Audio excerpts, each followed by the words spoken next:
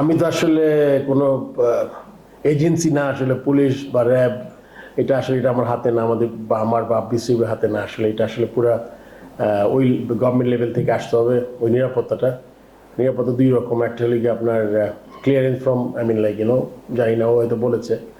আরেকটা হলো গিয়ে আপনার মনে করেন আমাদের স্পেকটেটরও আছে, সেই ব্যাপারটা তার ডিসিশন নিতে হবে। এটা আসলে আমরা এটাতে তেমন পার্ট হতে পারবো না। আসলে এটা আমি এই মুহূর্তে আমরা কিছু বলতে পারবো না বোর্ড থেকে আমরা কী করতে পারি, বিকজ আমরা তো আসলে একজন ব্যক্তিগত মানুষকে নিরাপত্তা দেওয়ার মতো আমাদের ইয়ে নাই, মানে কি বলবো, অ্যাবিলিটি নাই আর কি।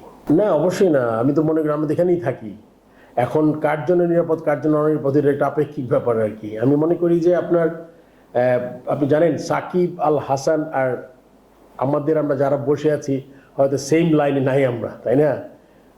তো এই ব্যাপারে আমি অনেক মনে করি না, আমি মনে করি আমরা তো ভালোই আছি। এখন ওইটার প্রবাবলি ব্যক্তিগত ব্যাপারও বলবো না। আপনি জানেন this a politician, we all know তার বিরুদ্ধে একটা কেস হয়েছে, পলিটিশিয়ান। তো সবগুলো ব্যাপার মিলিয়ে সে হয়তো মনে করেন নিরাপদ না। এটা আসলে ব্যক্তিগত, এটা আমি আসলে কোনো কমেন্ট করা আমার এখানে ঠিক হবে না। এটাও আমি প্রথম আলোকে উদ্ধৃত করছি যে তারা চেষ্টা করছেন, মানে ক্রিকেট কোচ চেষ্টা করছেন কিভাবে ব্যাপারটাকে সুন্দর করা যায়। আপনাদের সৌন্দর্য বর্ধনের চেষ্টাটা কেমন? এটা আসলে কোত্থেকে উদ্ধৃত হয়েছে আমি জানি না। এটা সে বলেছেন, এই বলাটাই হচ্ছে এই যে প্রথম আলো। আচ্ছা, ওইটা আমি জানি না কি বলে, কি উদ্ধৃত আজকে প্রেস কনফারেন্সে এমন সে বলেছে যে আমি মানে ক্রিকেট সুন্দর করার চেষ্টা করছেন, তার চেষ্টা যেন সুন্দর হয়। এটা তো বললাম যে আমি একটু আগে বললাম যে বাংলাদেশ থেকে যদি সে রিটায়ার করতে পারে লাস্ট হোম সিরিজ খেলে এটা ভালো হবে, এটা হয়তো বুঝাতে চেয়েছো। আচ্ছা, আরেকটা প্রশ্ন ফারুক ভাই, সাকিব আল হাসানের টুকটাক ইনজুরি নিয়ে প্রশ্নটা করতে চাই। হান্নান সরকার বলেছে যে তার হাতে ব্যথা পেয়েছে, মানে ইনজুরি সংক্রান্ত ইস্যু ছিল। অফিশিয়াল ইন্টারভিউতে বলেছে, আমাদের সহকর্মীরা সেটা কভার করেছে। নাজমুল শান্ত বলেছে। আপনি কি জানতেন কিনা, মানে ওনারা বলার পর আগে?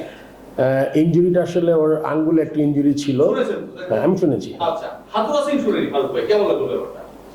এটা হাতুরা সিংকে জিজ্ঞেস করতে হবে আসলে। না, আপনি তো বোর্ড প্রেসিডেন্ট, আপনি তার এমপ্লয়ার।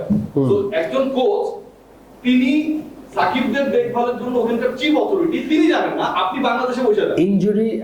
ইনজুরিটা কি আমি বলি। ইনজুরি একটা হলো গিয়ে ইনজিওর্ড, যা মানে ও বলেছে যে ওর যে বোলিং ফিঙ্গারটা একটু উইক হয়েছে, বিকজ প্রবাবলি কন্টিনিউয়াস খেলার জন্য এই ধরনের ইনজুরি। এটা তো 18 কোটি মানুষ জানে, হাতুরা সিং কেন জানে না?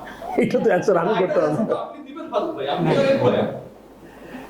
আমি দেখি ওকে, আমি ওই যে আছে ম্যানেজার বা যে সিলেক্টর জিজ্ঞেস করবো, আমি যে এটা কি ফিজিওকে জিজ্ঞেস করবো। না, ডেফিনেটলি একটা প্রসেসে যাবো আর কি, ম্যানেজারের মাধ্যমে যাইতে হবে আমার, বিকজ এই যেখানে হেড আছে তার থেকে জিজ্ঞেস করবো। এটা তো আমার মনে হয় এটা মানে হাতুরা সিং এর মতোই অ্যান্সার করেছে আসলে, মনে হয় জানে না। সেক্ষেত্রে তো এই মুহূর্তে তো আসলে কিছু ভাবার নাই আসলে। ও যদি আসতে পারে, ও ইচ্ছা পোষণ করেছে, লাস্ট টেস্ট খেলতে চায় ও, ওইটা তখন ওই সিচুয়েশন যখন অ্যারাইজ করবে তখন আমরা এটা নিয়ে চিন্তা করবো। এই মুহূর্তে আসলে এটা এত আগে চিন্তা করতে চাই না।